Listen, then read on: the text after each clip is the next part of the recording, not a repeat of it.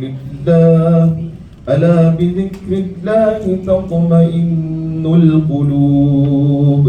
Yang bermaksud orang-orang yang beriman dan hati mereka menjadi tenteram dengan mengingati Allah. Sungguh hanya dengan mengingati Allah hati menjadi tenteram. Ala bizikrillah, hanya dengan mengingati Allah. Sebab itu pentingnya kita zikir.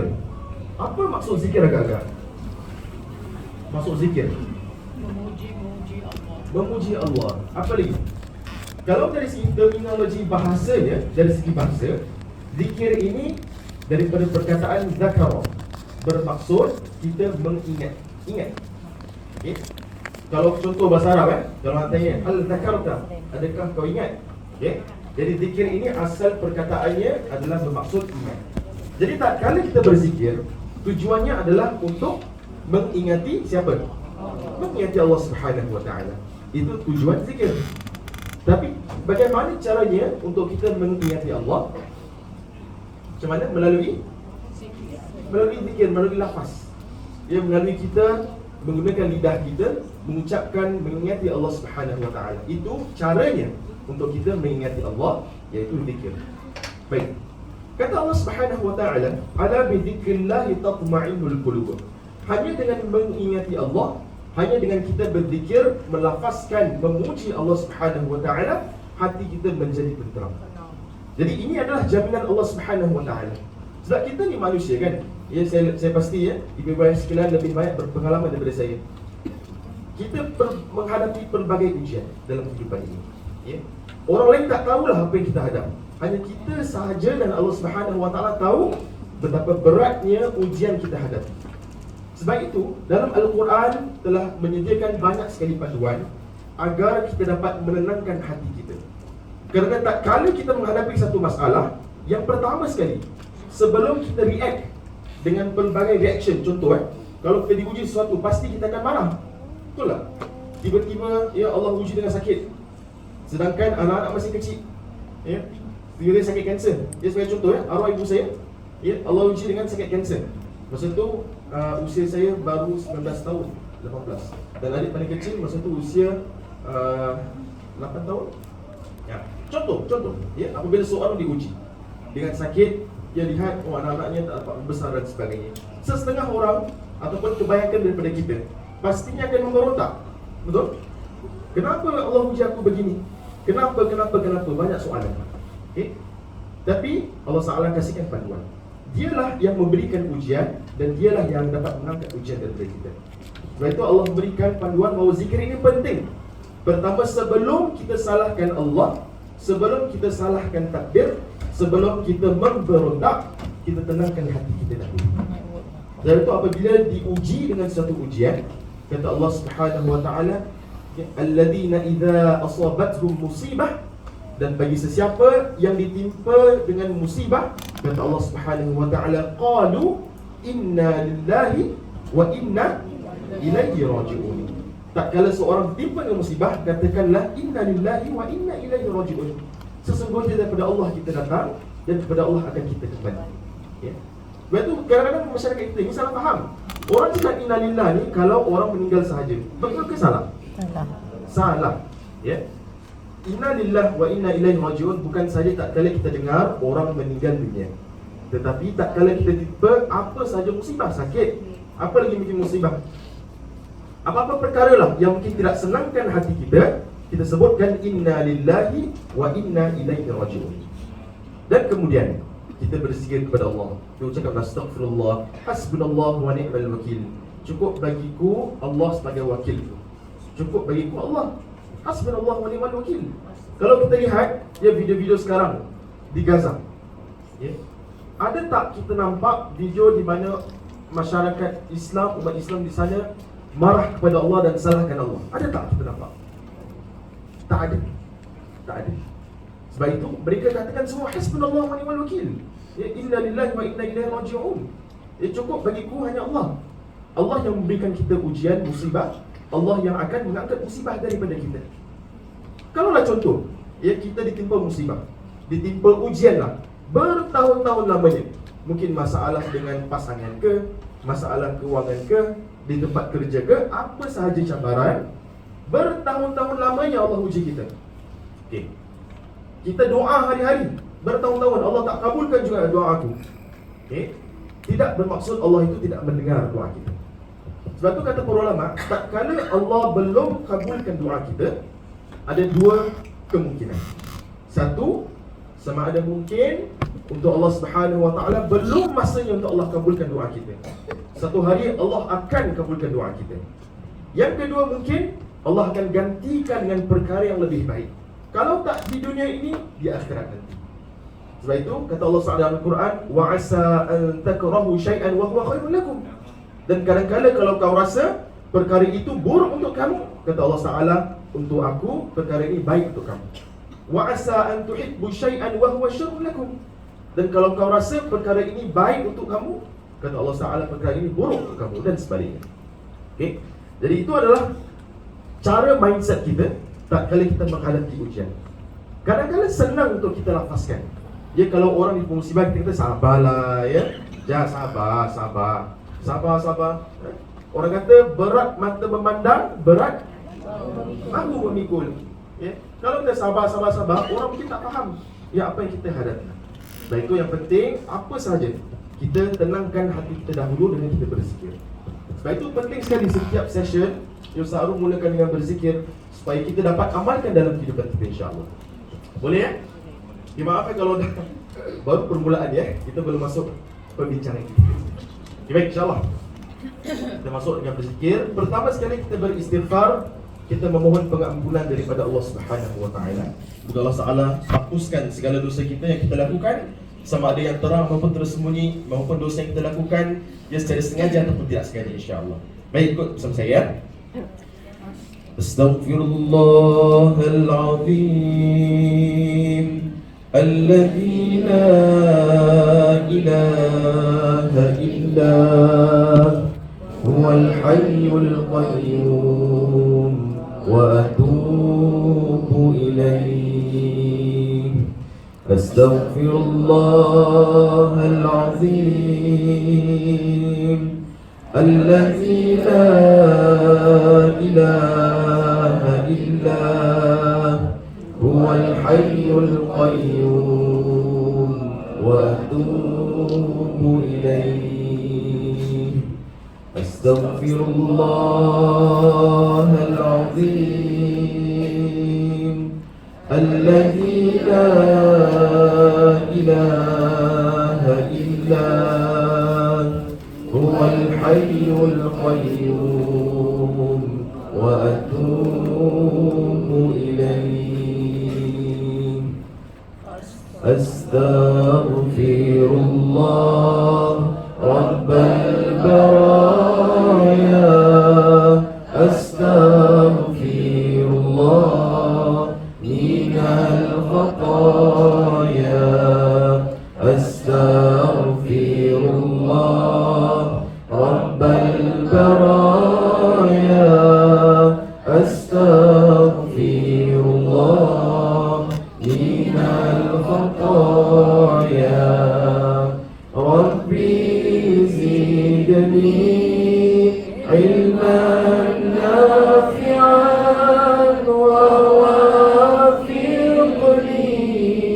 عملا مقبولا ووهب لي رزقا حلالا وتوب علي توبة نصوحا وتوب علي توبة نصوحا أستغفر الله رب البرايا أستغفر الله من الخطايا أستغفر الله رب البرايا أستغفر الله من الخطايا. Sambil istighfar.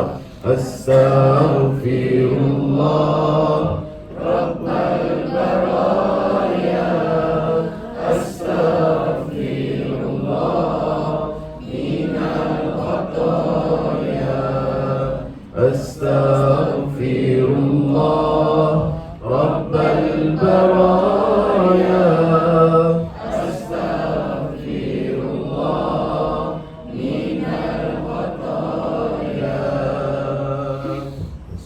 Subhanallah walhamdulillah wa la ilaha illallah wallahu akbar. Subhanallah walhamdulillah wa la ilaha illallah wallahu akbar. Ayo ramai lagi. Subhanallah walhamdulillah wa la ilaha illallah wallahu akbar. Subhanallah walhamdulillah wa la ilaha illallah wallahu akbar.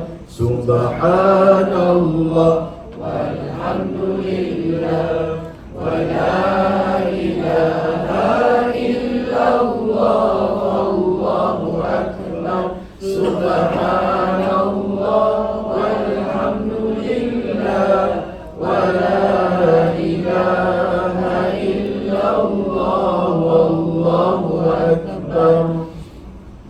Baik, sebelum kita sambung dengan zikir seterusnya, ingin saya kongsikan bahawa zikir ini disebutkan dalam hadis Nabi SAW. Barang siapa yang membaca zikir ini, kata Allah Subhanahu wa taala, banallahu baitan fi jannah. Allah Taala akan binakan rumah kita nanti di dalam syurga. Lagi banyak kita baca zikir ini, lagi banyaklah rumah kita nanti di syurga. Ya, dah boleh jadi apa? Real estate Mongol orang kata. Boleh jadi tycoon, bukan typhoon. Typhoon tu lain. Tycoon tu apa? Ribut. Tycoon. Ya. Ini kita belum lagi masuk syurga. Allah Taala dah siapkan rumah kita di syurga. Hanya dengan apa? Hanya dengan kita membaca zikir ini. Subhanallah walhamdulillah wa la ilaha illallah wallahu akbar. Subhanallah, kita memuji maha suci Allah. Tak kala kita melihat sesuatu ciptaan Allah sangat indah, kita ucapkan Subhanallah. Subhanallah, maha suci Allah. Kita lihat, ya, siapa nampak bulan pada malam semalam? Nampak? Ada ambil gambar tak bulan? Tak ada, tak nampak? Semalam adalah malam nisfu Syaban, malam 15 Syaban, di mana pertengahan bulan adalah bulan penuh. Kalau nampak bulan semalam malam ini pun insya-Allah lihat bulan sangat cantik, bulat purnama. Okay? Okay, saya track sikit lah. Kalaulah mungkin, ya, ibu-ibu sekalian perlu berhati-hati. Ya, tak kala orang ataupun suami siapa sahajalah, boyfriend ke siapa, cakap wajah awak ni ia indah bagaikan bulan. Okay? Tapi kita tanya balik, ya, kalau bulan melalui teleskop ke melalui mata kasar? Kalau mata kasar nampak bulan tu cantik, ya, terang, putih. Tapi kalau lihat dengan teleskop, kalau kita zoom lagi kan, ya, bulan itu berlubang-lubang. Jadi kalau tanya, kalau suami siapa katakan muka awak ni ibarat, wajah awak ibarat purnama yang mengambang penuh di angkasa. Ya, purnama merindu. Ya, sebab apa mungkin dia katakan muka awak ni berlubang. Itu tanya balik, ya. Ya. Baik, subhanallah, maha suci Allah. Lihat apa saja ciptaan Allah yang agung, yang besar. Kemudian alhamdulillah, kata Nabi SAW, kita ucapkan alhamdulillah tak kala apa? Tak kala kita makan, tak kala kita mendapat apa? Mendapat perkara yang kita suka. Ya, kita mendapat nikmat, kita ucapkan alhamdulillah. Ya, kita ucapkan alhamdulillah. Tetapi kata Nabi SAW, tingkatan lebih atas lagi. Ya, bukan saja tak kala kita mendapat nikmat, tak kala kita ditimpa musibah pun kita ucapkan alhamdulillah. Kenapa para ulama ucapkan alhamdulillah? Mungkin ada setengah ulama ini yang saya tak ingat siapa, ya, dia diuji dengan penyakit, kemudian anaknya pula meninggal dunia secara tiba-tiba, tapi dia ucapkan alhamdulillah. Kenapa agak tak kala kita ditimpa musibah, kita bukan katakan alamak apa ni ya Allah, kenapa? Tapi ulama ucapkan alhamdulillah. Nah, ini adalah tingkatan iman yang lebih tinggi lagi. Kalau kita dapat ucapkan alhamdulillah tak kala kita ditimpa musibah, menunjukkan keimanan kita tahap yang bagaimana. Ya. Alhamdulillah di sini para ulama, tak kala para ulama ini tidak diuji. Kalau tak ada ujian, hidupnya okey saja, semuanya senang, tak diuji. Para ulama berasa risau. Kenapa risau?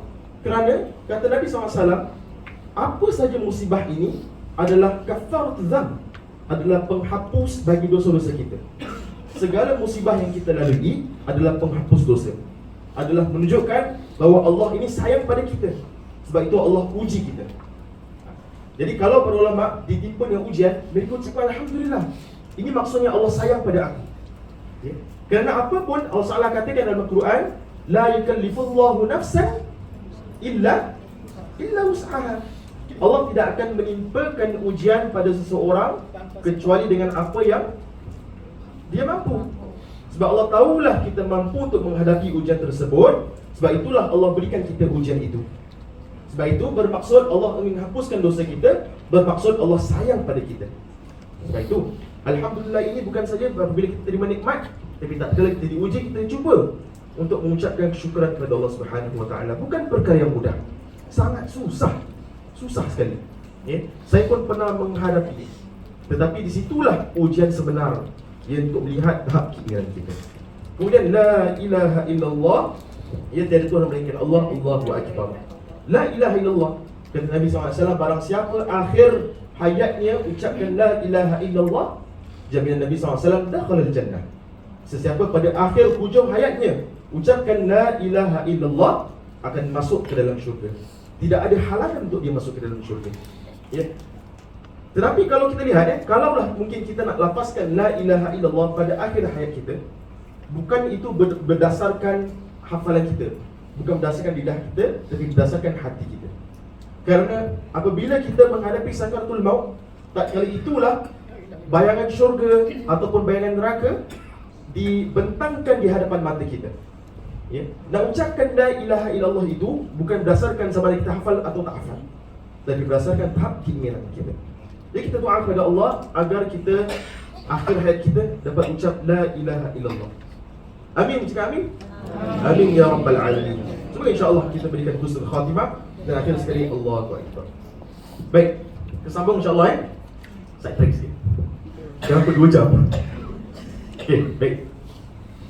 La ilaha illallah, la ilaha illallah, la ilaha illallah, Muhammadur Rasulullah. La ilaha illallah, la ilaha illallah, la ilaha illallah, Muhammadur Rasulullah. La ilaha illallah, la ilaha illallah, la ilaha illallah, Muhammadur Rasulullah. La ilaha illallah, la ilaha illallah, la ilaha illallah, Muhammadur Rasulullah. Baik, insyaAllah sebelum kita mulakan dengan perbincangan kita, perbincangan kita di kitab, ini saya ataupun ini kita bincangkan. Kalau minggu lepas ataupun pada sesi yang lepas, Ustaz Harun, kita telah membincangkan berkenaan dengan surah apa? Surah siapa? Siapa ingat? Surah An-Nasr. Surah An-Nasr, betul. Ya, baik. InsyaAllah pada hari ini akan saya sambung dengan surah sebelum surah An-Nasr, iaitu surah Al-Kafirun. Ya, baik, sebelum kita mulakan dengan perbincangan, boleh sama-sama kita baca surah ini? Boleh ya? Jadi saya baca, para jemaah semua ikut boleh? Okey. Nak yang nada tinggi ke, nada rendah ke, nada biasa? Nada biasa ya? Okey. InsyaAllah. Ikut saya. A'udzu billahi minasy syaithanir rajim.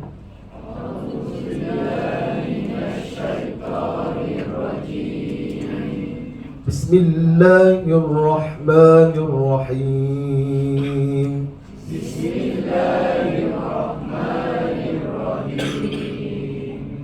Qul ya ayyuhal kafirun.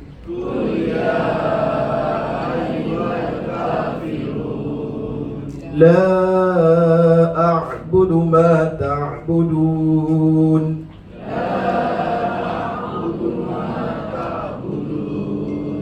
ولا أنتم عابدون ما أعبد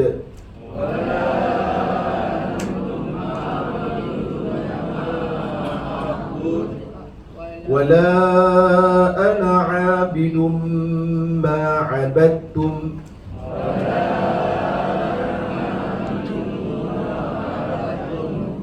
ولا أنتم عابدون ما أعبد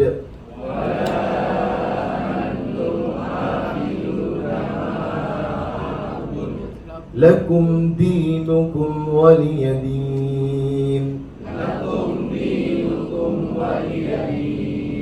Masya Allah, bagus bacaan semua. Okay. Yang apa, ayah-ayah, abang-abang semua dah boleh jadi imam sebenarnya, Masya Allah. Okay, baik. Surah Al-Kafirun. Agak-agak apa maksud Al-Kafirun? Apa maksud Al-Kafirun? Kafir lah. Al-Kafirun maksud orang-orang kafir. Kalau bahasa Arab, kafir bermaksud satu orang. Satu orang kafir. Okay. Kafir kafir. Okay. Kalau kafirun bermaksud ramai orang kafir. Kenapa Allah namakan surah ini surah orang kafir yang ramai? Okay, kita lihat. Sebelum kita masuk pada pencerahan surah ini, ya mungkin siapa yang cuba nak hafal surah Al-Kafirun ada sedikit confusing part. Kerana apa? Ada ayat yang sama, ayat yang ulang, ya.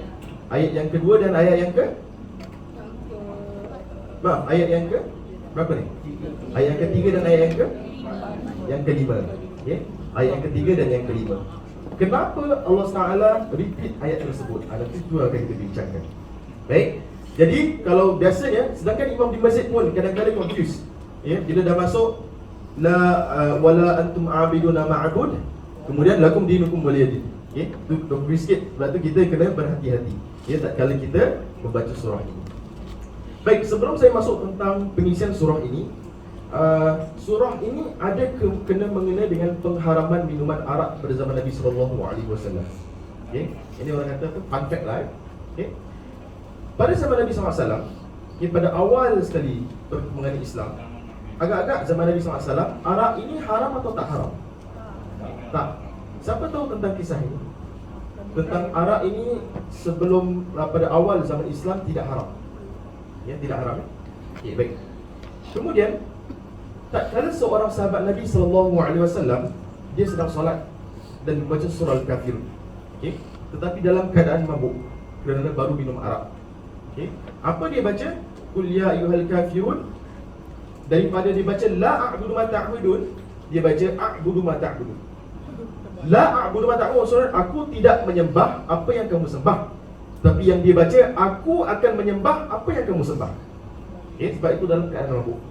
Sebab itu arak itu diharamkan bertahap-tahap. Sebab memang perkara biasa orang minum arak pada masa itu. Ya, arak daripada anggur ke, daripada kurma ke, ya. Apa rasanya? Ini trick question ni. Okay, tak apa. Okay. Contoh ya. Jadi sebab itu, sweet ya. Okay. Jadi pada masa dahulu arak tidak haram dan kemudian diharamkan bertahap-tahap. Ya, diharamkan bertahap-tahap. Kerana apa yang bertahap? Dalam Islam ini, segala perkara kita lakukan perlu bertahap-tahap supaya perkara tersebut menjadi efektif. Ya. Kalaulah mungkin kita nak berubah, sebelum ini mungkin sepanjang hidup kita melakukan maksiat dan sebagainya, dan kita ingin berubah, kita tak boleh ubah hanya dengan straight mata. Satu malam kita solat tahajud, kemudian kita harap besok kita berubah. Tidak. Mustahil. Saya katakan mustahil. Sebab itu para psikologis kata, untuk kita ubah praktis kita dalam kehidupan kita memakan masa sekurang-kurangnya 40 hari untuk kita lakukan secara berterusan.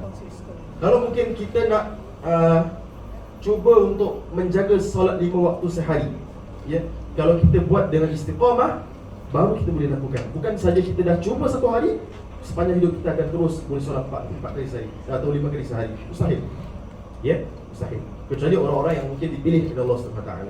Sedangkan Islam juga diturunkan oleh Allah agak-agak serentak ke atau berperingkat? Quran. Quran, kitab suci Al-Quran, berapa lama Allah turunkan Al-Quran? Berapa lama? 2 tahun? Agak-agak selepuk tak? Tak. Berapa tahun? Weh, cakap saja. Jangan takut, saya tak faham. Agak-agak berapa? 20 berapa? 23, betul. Okay? 13 tahun di Mekah, 10 tahun di Madinah. Al-Quran yang lebih kurang 600 muka surat makan masa 23 tahun untuk Allah turunkan secara berperingkat. Kenapa berperingkat? Supaya lebih efektif untuk kaum muslimin. Supaya lebih berkesan. Okay. Daripada sebut turun Quran, terus buat puasa, solat, zakat, haji semuanya, ia akan menjadi berat, menjadi beban buat umat pada ketika itu. Ya. Sebab itu apa pun berperingkat. Termasuk juga dengan pengharaman minuman arak. Walaupun minuman arak itu ia menghilangkan logik akal dan sebagainya. Baik, kita lihat maksud daripada surah Al-Kafirun ini. Qul ya ayyuhal kafirun, katakanlah wahai orang kafir. Ya. Nabi SAW diperintahkan oleh Allah untuk katakan kepada orang kafir, wahai orang kafir, la a'budu ma ta'budun, aku tidak akan menyembah apa yang kamu sembah. Kerana orang Quraisy Mekah pada ketika itu mereka menyembah berhala dan menyekutukan dan menyembah selain Allah Subhanahu wa taala. Kemudian kata Nabi SAW, dan kamu bukan penyembah Tuhan yang aku sembah. Mereka ini penyembah berhala, bukan sembah Allah, iaitu Tuhan yang Nabi SAW sembah. Kemudian kata Nabi SAW, wala ana abidun ma'abadtum, dan aku tidak pernah menjadi penyembah apa yang kamu sembah. Kemudian kata Nabi SAW, dan kamu tidak pernah pula menjadi penyembah Tuhan yang aku sembah. Dan akhir sekali, untukmu agamamu dan untukku agamamu. Lakum dinukum waliyadin. Okay? Jadi kau nak sembah Tuhan kau, itu kau pergi pasal. Yang penting Nabi SAW dah sampaikan dakwah. Okay? Janganlah kau nak tarik aku untuk sembah Tuhan kau, iaitu sembah berhala. Okay? Dan itu adalah konsep yang perlu kita praktikan dalam kehidupan kita. Kita boleh sampaikan dakwah kepada mungkin bukan saja orang yang bukan Islam lah, sedangkan sama kita pun ahli keluarga yang mungkin mensyirikkan Allah ataupun menyembah selain Allah ataupun tidak membuat amal ibadah dan sebagainya. Ya, kita cuma sampaikan sahaja. Tetapi yang merubah hati seseorang itu adalah Allah Subhanahu wa taala.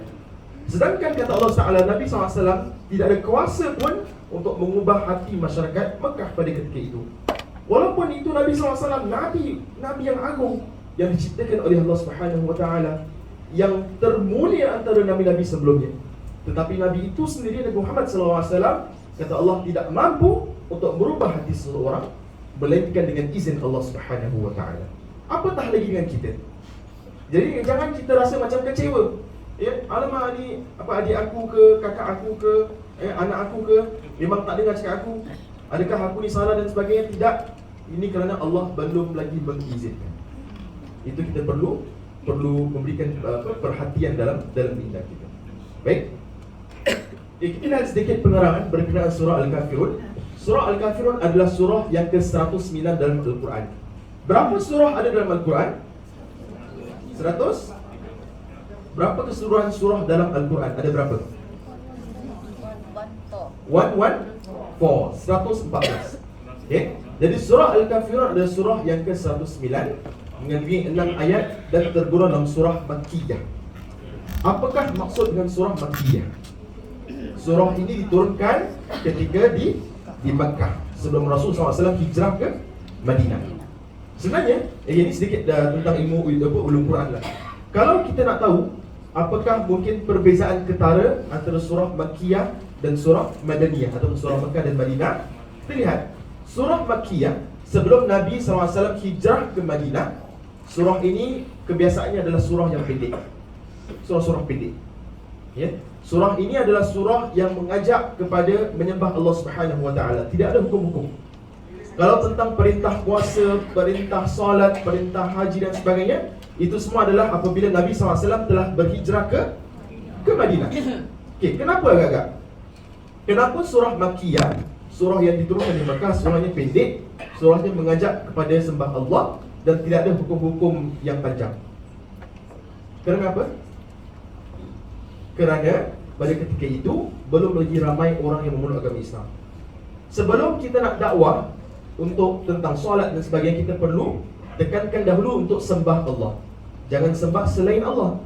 Sebab itu message dia straightforward. Okay, straightforward and very clear. Okay, surahnya pendek-pendek.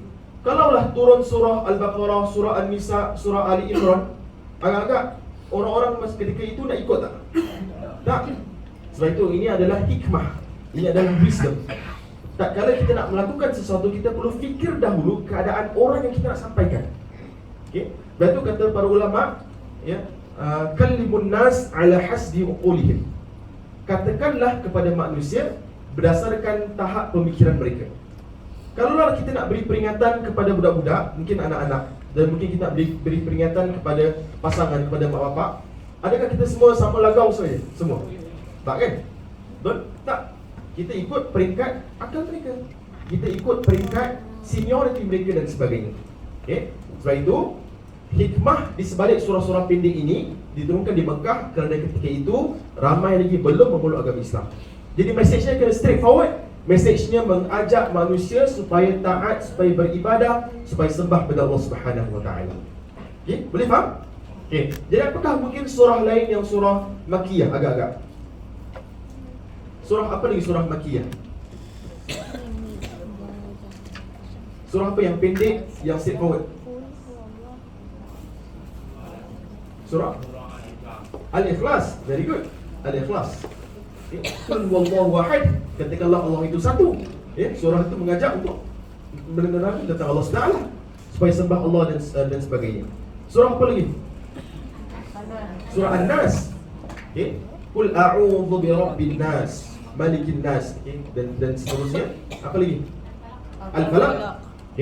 Jadi semua dah tahu nak bezakan antara surah Makkiyah dan surah Madaniyah. Surah Makkiyah semua surah pendek. Kebanyakan surah daripada juz amma adalah surah Makkiyah. Ya, diturunkan sebelum Nabi SAW hijrah ke Madinah. Sudah expert dah, alhamdulillah. Okay. Baik. Seterusnya poin yang ketiga, Al-Kafirun diambil dari kata yang muncul pada ayat pertama surah ini. Ya. Nama surah Al-Kafirun sebab ayat pertama Qul ya ayyuhal kafirun. Okay. Jadi bagaimana kita dapat nama-nama surah? Agak-agak. Surah Al-Baqarah lah, surah An-Nisa, Ali Imran, Al-Kafirun, An-Nas, Al-Falaq. Bagaimana kita dapat nama surah ini? Agak-agak. Daripada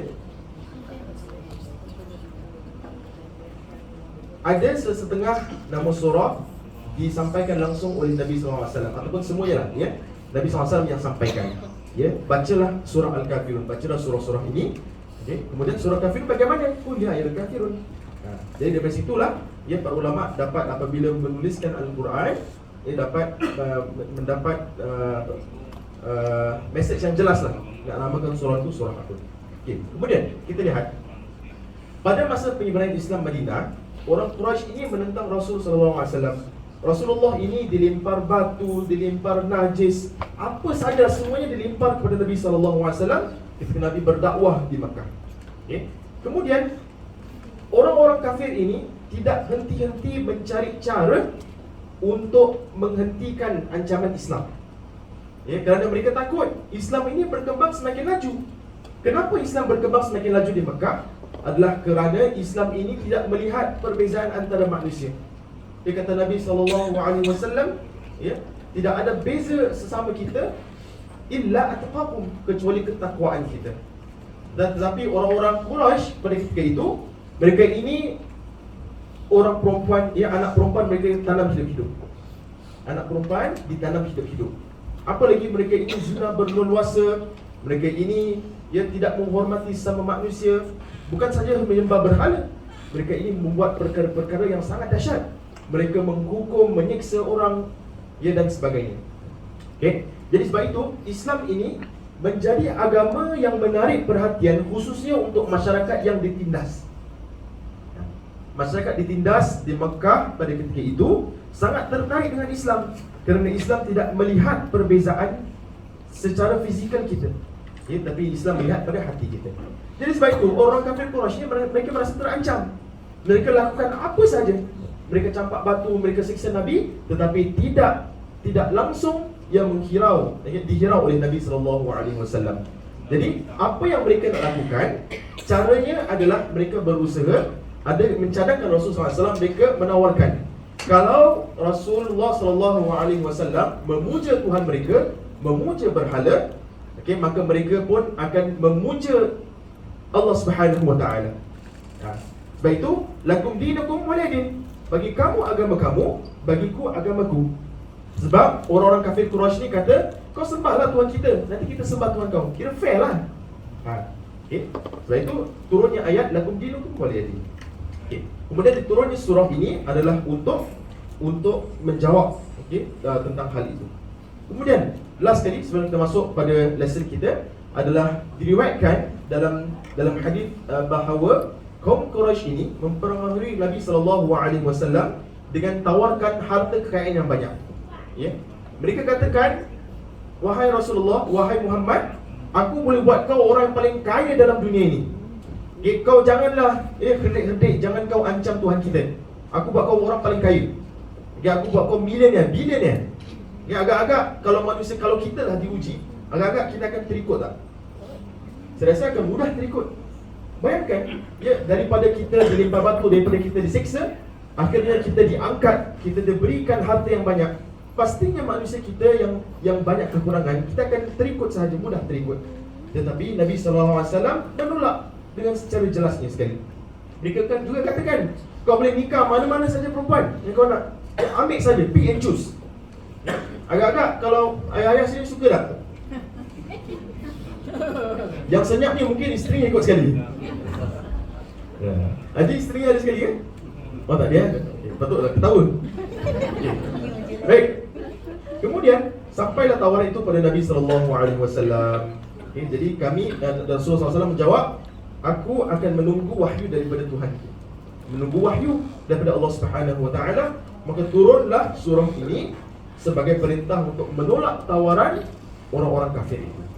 Itulah, ya, yang pelajaran yang boleh kita raih daripada surah Al-Kafirun. Baik, boleh hafal surah ini? Boleh? Faham tak surah ini? Faham.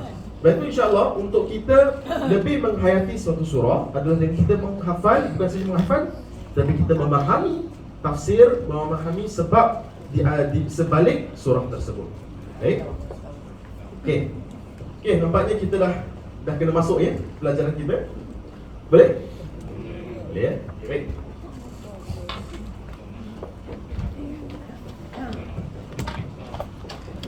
Itu surat 134,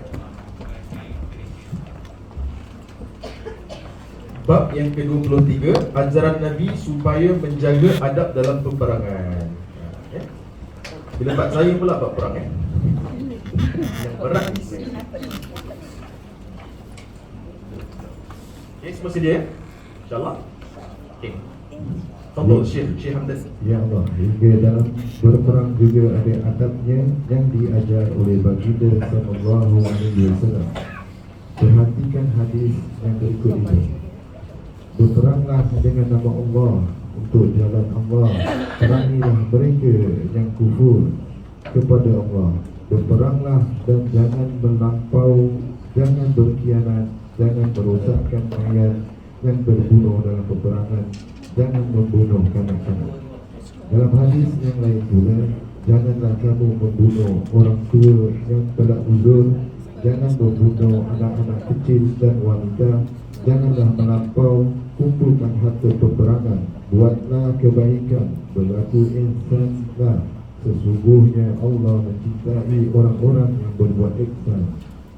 Ihsan ialah satu amalan kebaikan yang cukup besar, seperti membantu yang susah, memaafkan yang salah, sentiasa membuat kebaikan, tidak merosakkan tanaman, tidak memusnahkan harta benda dan rumah.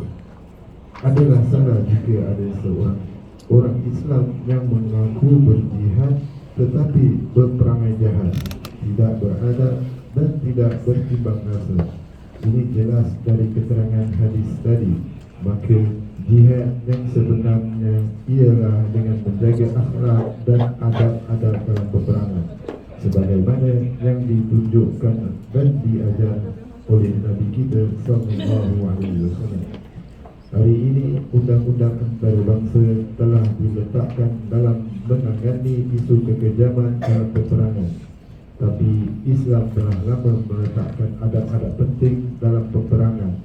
Tapi sayangnya perkara ini telah dicemari oleh sekumpulan pelampau yang bertopengkan nama Islam, membunuh orang-orang yang tidak berdosa dan berlaku kejam terhadap bukan Islam, malahan kepada orang Islam sendiri. Sebenarnya peperangan dalam Islam atau jihad bukan hanya untuk membela Islam dan umatnya sahaja. Ulama juga telah menegaskan bahawa jihad juga adalah untuk membela keadilan bagi manusia sejagat. Hal ini dapat dilihat dari firman Allah Ta'ala, artinya iaitu orang yang telah diusir dari kampung halaman mereka tanpa sebab, melainkan kerana mereka berkata, Tuhan kami hanyalah Allah, dan sekiranya Allah tidak menolak keganasan dan kejahatan sebagian manusia dengan sebahagian yang lain dengan kebaikan dan jihad, tentulah telah dirobohkan biara-biara Nasrani, gereja-gereja, rumah-rumah ibadah Yahudi dan masjid-masjid yang di dalamnya banyak disebut nama Allah. Sesungguhnya Allah pasti akan menolong orang yang menolong agamanya. Sesungguhnya Allah benar-benar mau kuat lagi Maha Pengasih. Maka pengajaran penting dari ayat ini ialah ia menerangkan bahawa sunnah kehidupan alam ini ialah Allah akan membangkitkan sekelompok manusia yang akan menolak keganasan manusia yang lain. Umat Islam diajar bukan hanya setakat membela sesama umat Islam, tetapi juga membela umat dari agama lain jika mereka dizalimi. Ini boleh difahami dari ayat tadi yang menyebut tentang biara, gereja, rumah ibadah Yahudi bersama-sama dengan masjid sekali, iaitu tidak dirobohkan dengan menentang keganasan sebagian manusia yang lain. Allah Ta'ala bukan hanya akan membantu kita dalam membela agama Islam, tetapi juga agama lain yang ditindas. Kerana membela penganut agama lain dari dizalimi adalah sebahagian dari ajaran Islam. Walaupun Islam tidak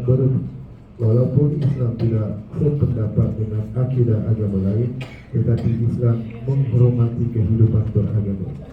Apabila Islam menganjurkan kita memelihara rumah ibadah dari dimusnahkan, ia menunjukkan bahawa rumah ibadah dan hidup beragama mempunyai peranan yang lebih positif dalam kehidupan manusia serta bermasyarakat. Mereka yang beragama dengan erti yang sebenar lebih baik dari tidak beragama. Jika ada sekelompok manusia bukan Islam yang bangkit menentang kezaliman dalam arti yang sebenar, maka adalah wajar umat Islam bersama dalam usaha melawan kezaliman berdasar erti umum ayat tadi. Sebagai contoh, sekelompok penganut Kristen Katolik dizalimi oleh penganut Islam bermazhab lain atau dari agama lain, lalu diputuskan oleh bangsa-bangsa bersatu PBB agar dikirimkan pasukan pengaman bagi menghentikan pertikaian dan kezaliman. Jika kezaliman itu benar terbukti, wajarlah negara Islam untuk terlibat sebagai sebahagian dari pasukan pengaman walaupun ia diketahui oleh orang yang bukan Islam.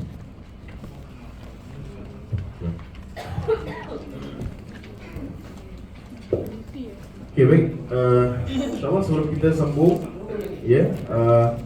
sebelum kita sambung bab yang seterusnya, di sini penting untuk kita bincang yang berkenaan dengan bab ini, bab adab dalam peperangan dalam Islam. Okay. Baik, para jemaah yang dirahmati Allah Subhanahu Wa Taala, di sini ada banyak sebut tentang perkataan apa? Perkataan jihad. Perkataan ini menjadi satu perkataan yang digerun di dalam dunia sekarang ini. Kenapa agak-agak? Kenapa orang-orang barat khususnya takut dengan perkataan jihad? Orang yang selalunya orang yang direlatekan dengan orang ekstremis, teroris dan sebagainya. Tetapi apakah sebenarnya maksud jihad? Sebenarnya ramai masyarakat Islam sendiri yang tidak faham maksud jihad yang sebenar. Okay. Baik, kita lihat maksud jihad dari segi bahasa daripada perkataan Arab jahdun. Jihad ini bermaksud letih, keletihan. Kemudian juga bermaksud daripada perkataan juhd, iaitu usaha atau perjuangan. Jadi apa sahaja usaha perjuangan yang kita lakukan, itu juga adalah bentuk jihad. Okay? Bukan sahaja pergi perang, tetapi kalau contoh kita usaha, kita penat lelah, kita bekerja, itu pun jihad kita. Kerana apa? Kita kerja untuk cari nafkah untuk keluarga. Ini adalah perkara yang mulia dalam Islam, adalah ibadah. Anak-anak pergi ke sekolah, bangun pagi-pagi, bawa beg berat-berat, daripada pagi sampai ke petang, kadang petang pun tak habis, malam baru balik. Itu pun jihad. Jihad untuk menuntut ilmu, supaya kita ini lebih bijak, lebih pandai. Itu juga adalah jihad. Jadi maksud jihad ini sangat luas. Bukan sekadar kita pergi perang. Orang kata fisabilillah, jihad fisabilillah, jihad fisabilillah. Tapi berapa ramai yang faham sebenarnya jihad fisabilillah? Fisabilillah itu bermaksud di jalan Allah Subhanahu wa taala. Kalau kita berusaha, kita penat lelah berjuang di jalan Allah Subhanahu wa taala, apa sahaja, bukan sekadar pergi perang, iaitu adalah jihad fisabilillah. Ibu-ibu masak di rumah, itu juga jihad fisabilillah. Dia masak kerana Allah, untuk hidang pada keluarga dan sebagainya, itu juga adalah bentuk jihad. Jihad yang sangat besar sebenarnya. Sebab itu sangat besar pahala ibu-ibu sekalian, InsyaAllah. Baik. Kemudian kalau kita pernah dengar perkataan mujahid. Pernah dengar perkataan mujahid? Apa maksud mujahid? Mujahid baju. Mujahid daripada perkataan jihad juga, bermaksud orang individu yang berusaha untuk dalam jalan Allah Subhanahu wa taala. Jadi ibu adalah mujahid di jalan Allah. Okey. Baik, kemudian dasarnya usaha jihad ini, jihad fisabilillah, adalah untuk kita mencapai kecemerlangan. Kecemerlangan. Untuk kita mencapai excellence dalam kehidupan kita. Sebab itu kita jihad melalui pelbagai cara. Cara fizikal, mungkin dengan cara kita exercise. Itu adalah untuk kita dapat kecemerlangan badan kita. Kemudian mungkin intelektual.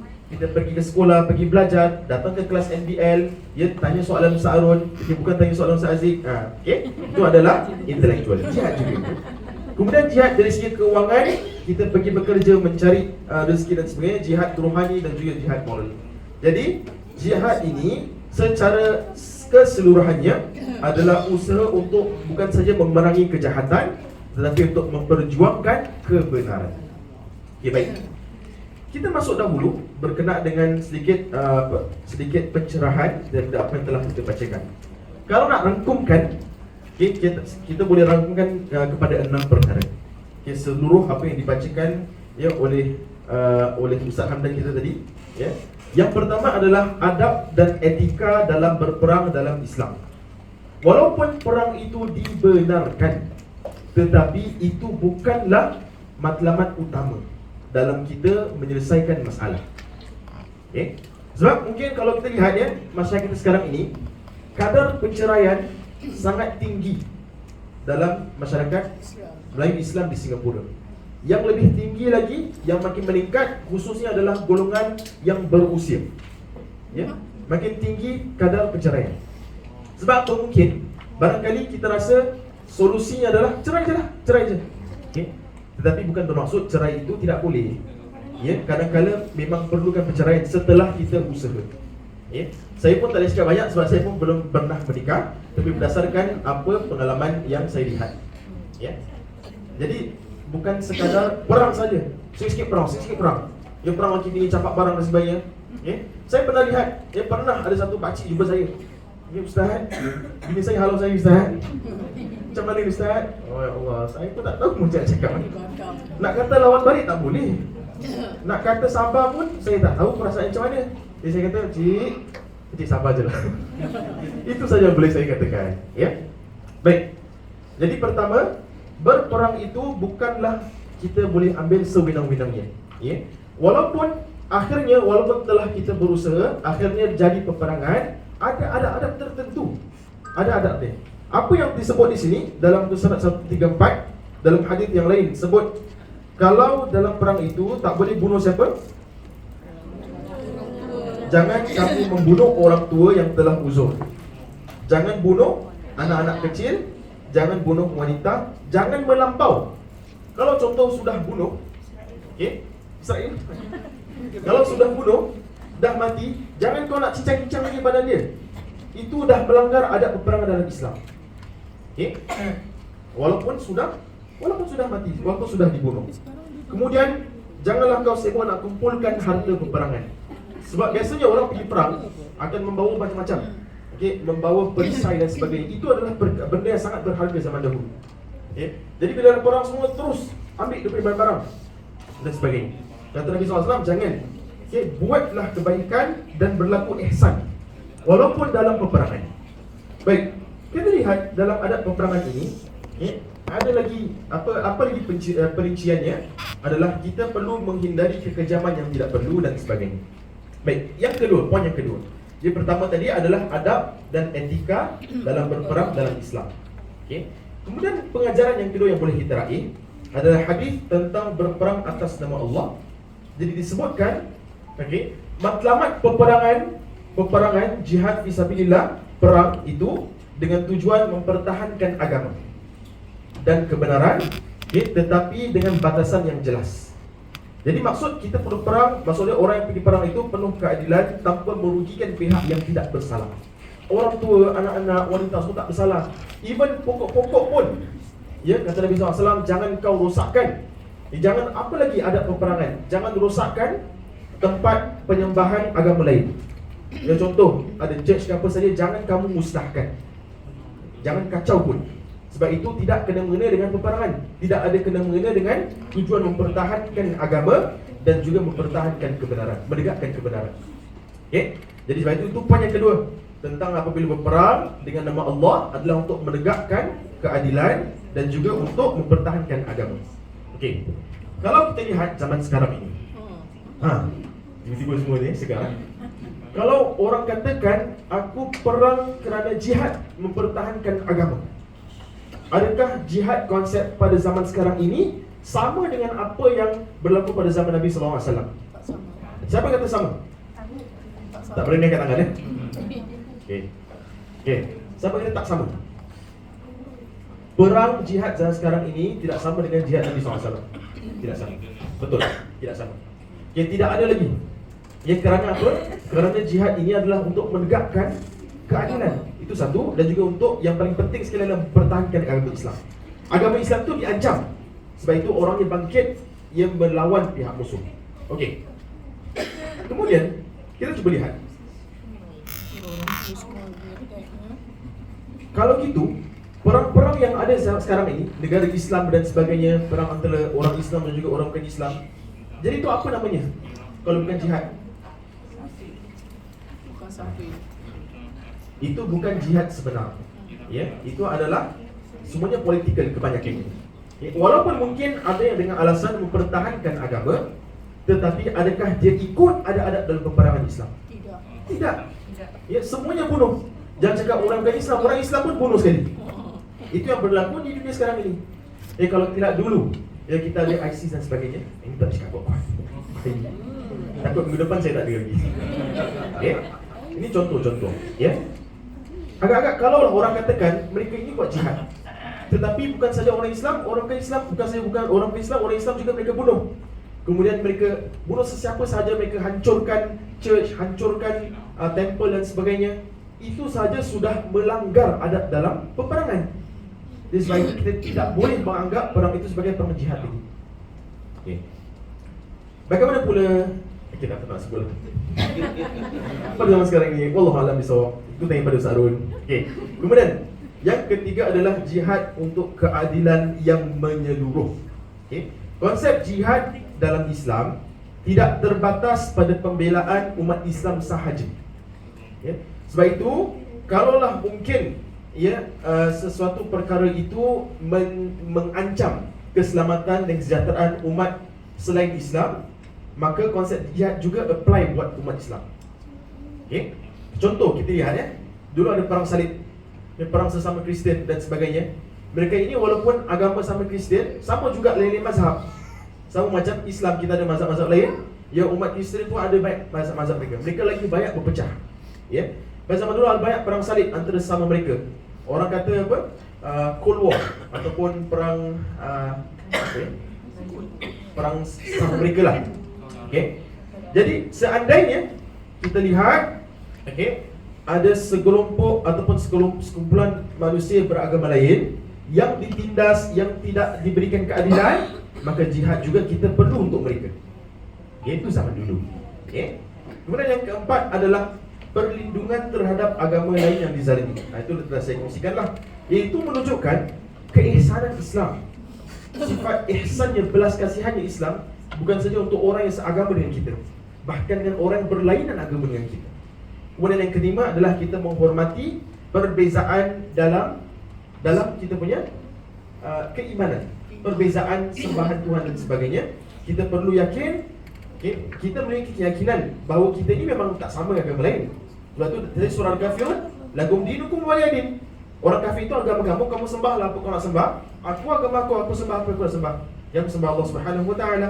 Tetapi Islam juga mengajarkan tentang kepentingan kita menghormat terhadap kebebasan beragama dan hak untuk hidup dan beribadah seseorang itu sesuai dengan keimanan mereka. Ya, Islam sangat menitik beratkan. Sebab itu tak kala Islam luas tersebar di dunia.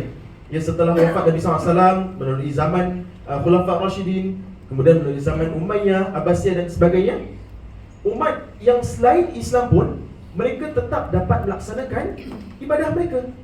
Ya, sedangkan ada sedikit harta, daripada Baitul Mal ataupun daripada khilafah tersebut diberikan peruntukan untuk membina dan membaik pulih rumah ibadah mereka. Bayangkan, ya. Jadi ini adalah satu value yang tidak ada di agama lain. Jadi sebab itu, melalui value inilah yang dalam agama Islam yang membuat ramai orang tertarik dengan Islam. Okay, kalau kita lihat pada dunia sekarang ini, ya, kalau orang kata Islam ini sebar melalui pedang, melalui bunuh-bunuh dan sebagainya. Okay. Kita lihat agak-agak berapa umat Islam sekarang berada di dunia ini? Berapa ramai? Berapa agak-agak? Berapa ramai umat Islam di dunia sekarang ini? Umat dunia lebih kurang 7 bilion, masuk pada 8 bilion. Okay? Bukan million, bilion. Okay. Umat Islam berapa bilion agak-agak? Okay, kalau mengikut data yang baru-baru ini, okay, 3 suku agak. 3 suku. Umat Islam adalah 1.9 bilion, hampir pada 2 bilion. Betul ya Ali? Betul lah. Berapa Ali? Google. 1.9, oh Google ya. Tak apa ya, dia usaha. Alhamdulillah. Okay. 1.9 bilion, hampir 2 bilion umat Islam. Bayangkan umat dunia sekarang ini 7 bilion. Nah, berapa peratusan agak-agak tu umat Islam di dunia? Berapa peratusan? Saya pernah kira. Berapa? Lebih kurang 30% lah 40%. Betul, 40%. Okay, hampir 40% umat Islam di dunia ini. Ataupun 30% ya. 30 hingga 40 lah. Okay, poinnya di sini adalah kalau kita lihat lebih mendalam lagi tentang populasi umat Islam di dunia. Okay, kalau lah orang katakan, oh sebab Islam ini tersebar di negara Arab tu. Kalau kita gabungkan seluruh umat Islam di seluruh negeri Arab, sebutlah apa negeri, Oman ke, Saudi ke, apa saja negeri Arab, keseluruhannya merangkumi hanya 15% daripada 1.9 bilion. 15. Okay. Lagi 85% di luar, bukan orang Arab, di luar daripada tanah Arab. Okay. Adakah tersebarnya Islam di luar tanah Arab melalui perang juga? Tidak, melalui dakwah. Okay. Bagaimana Islam sampai ke Singapura? Okay. Umat Islam yang terbanyak di dunia negara apa kakak? Negara Indonesia. Lebih daripada 300 juta umat Islam di Indonesia. Berapa jauh tu daripada Saudi? Berapa jauh daripada tempat yang berperang dan sebagainya? Yang kedua negara apa? negara India, kemudian negara Pakistan. Ketiga-tiganya adalah negara di Asia. Dia bukan di negara Arab. Jadi kita lihat, kalaulah orang kata Islam itu tersebar melalui perang, jawapannya salah, tak betul. Jadi kalau katakan tengok baca dulu. Ini budak berapa 12 tahun pun dah tahu dah. Tahu, tengok Google. Bahawa Islam ini tersebar melalui kata-kata yang baik, melalui moral values kita. Kemudian yang keempat, yang kelima, yang keempat tak silap saya negara bukan negara Arab juga. Yang kelima baru negara Islam, iaitu negeri China, negeri Mesir. Yang kelima baru negeri Arab. Yang kemudian seterusnya bukan negeri Arab.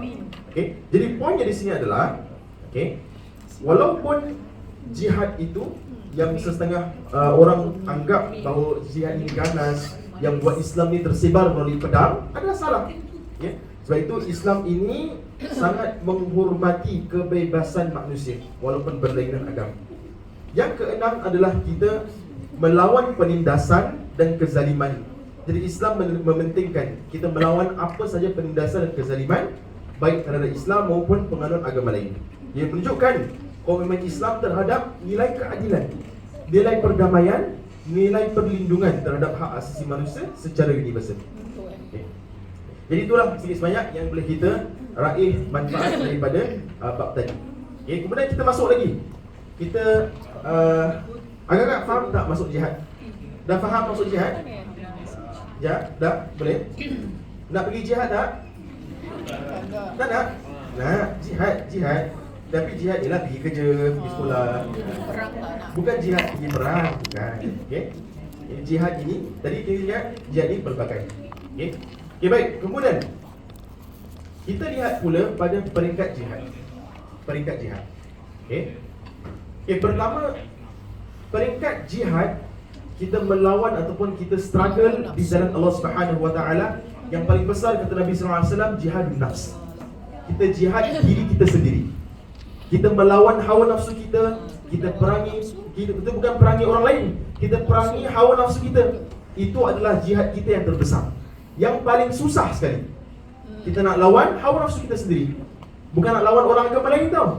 Nak lawan hawa nafsu kita sendiri, itu adalah kata Nabi sallallahu alaihi wasallam, jihad yang paling besar yang boleh kamu lakukan. Jihad diri.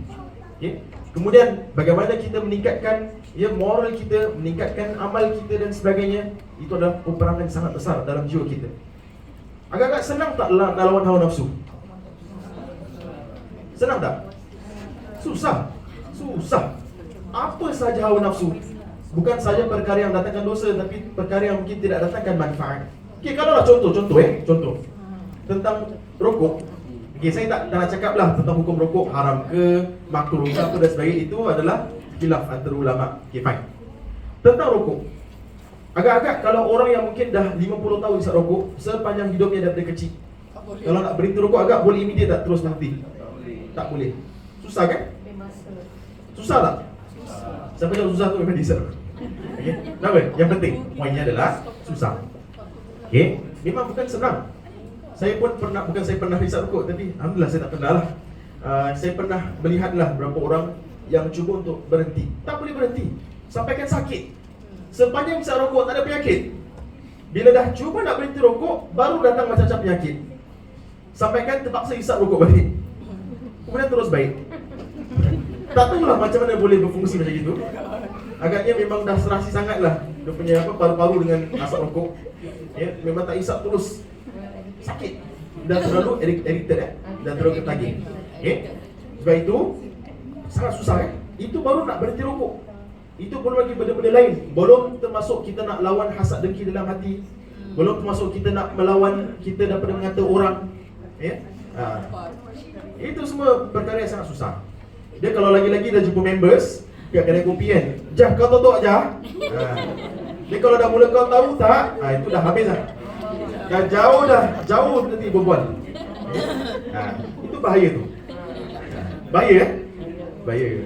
Kalau kecoh macam itu, macam-macam dia selalu. Maaf bukan attack macam-macam pun sama. Kalau saya duduk kedai kopi macam-macam lagi teruk dia macam-macam. Okey. Membawang. membohong bukan untuk macam-macam saja. Semua.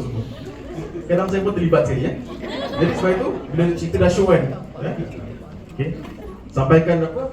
Daripada hujung kepala sampai hujung kaki lah kita tahu. Okey. Sebab itu pertama sekali yang paling besar, paling susah adalah jihad melawan hawa nafsu kita. Melawan diri kita sendiri. Yang dalam hati kita.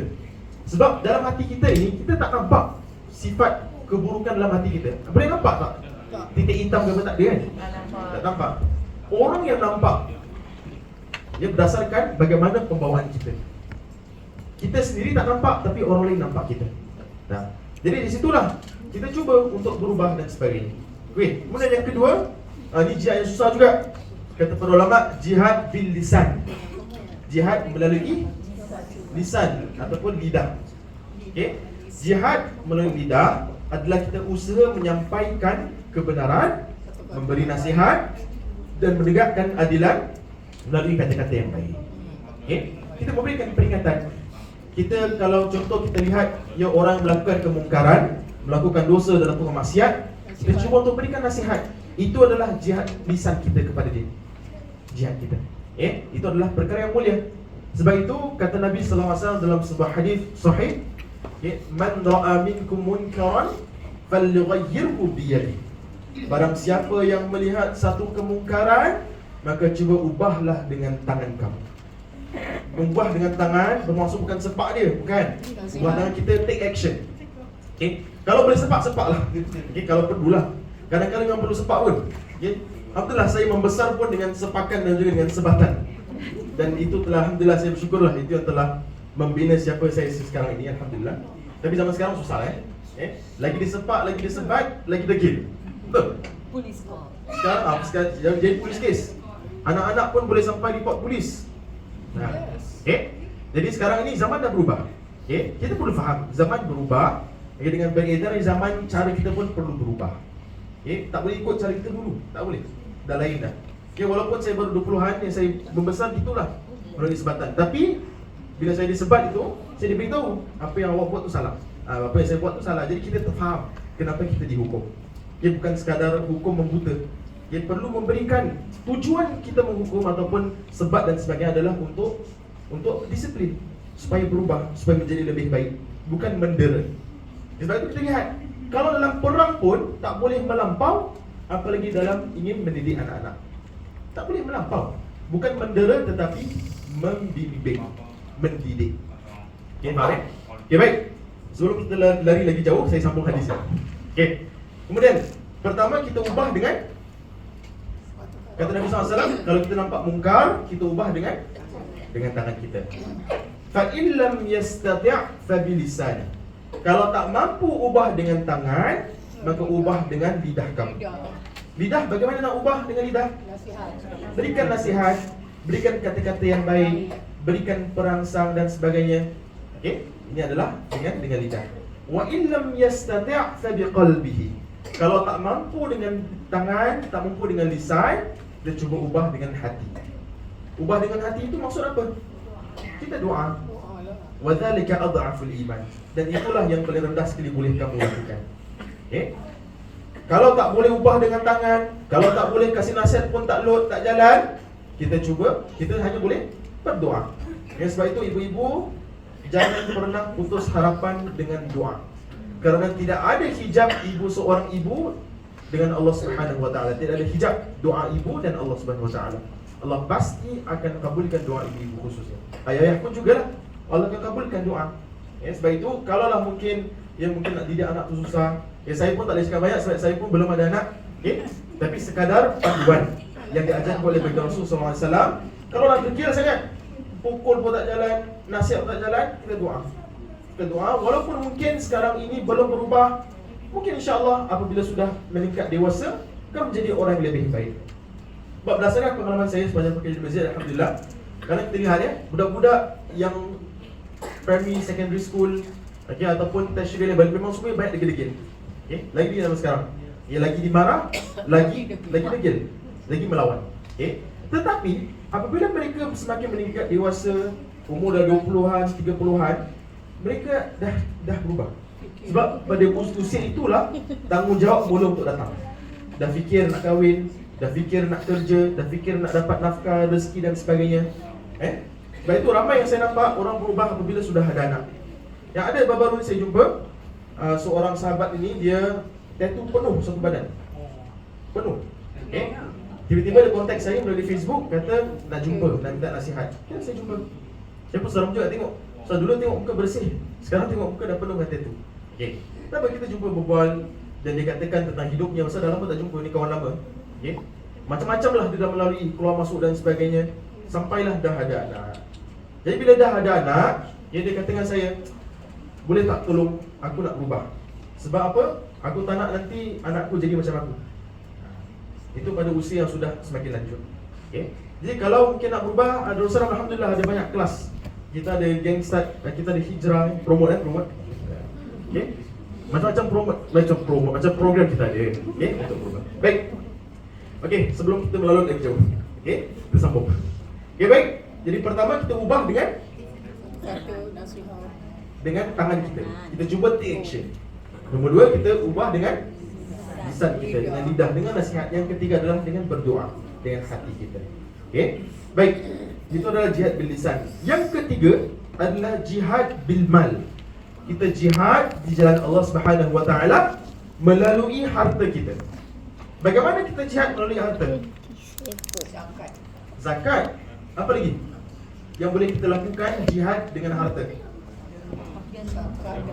Derma, sedekah. Betul. Ini adalah jihad kita melalui harta kita. Sebab harta yang dikirimkan, yang kita dapat daripada Allah Subhanahu wa taala itu bukan semuanya untuk kita. Barangkali ada hak orang lain dalam harta kita.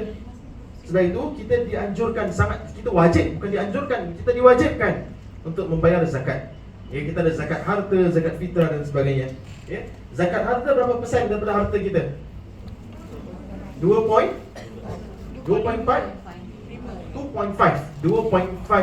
kan ada campur ikut beli. 2.5% daripada harta kita. Itu pun nilai yang terendah dalam masa setahun. Contoh, daripada Januari sampai Disember, dalam bank kita harga kita punya savings turun naik. Fluctuate, turun naik. Contoh, Januari 20,000, Februari turun 15, kemudian turun 9, kemudian turun 8, naik lagi 9, 10, 11, sampai 100,000 pada hujung Disember. Contoh. Macam mana nak bayar zakatnya? Kita ambil kadar yang paling tinggi ke paling rendah? Paling rendah. Jadi yang paling rendah dalam masa setahun yang tadi saya sebutkan lebih kurang 8,000. Itu pun kalau sampai kadar nisab. Kadar nisab tu apa? Bukan kadar nisab, betul, kadar nisab. Setahun tu, haul tu setahun. Kadar nisab itu adalah berdasarkan harga emas. Berapa gram emas?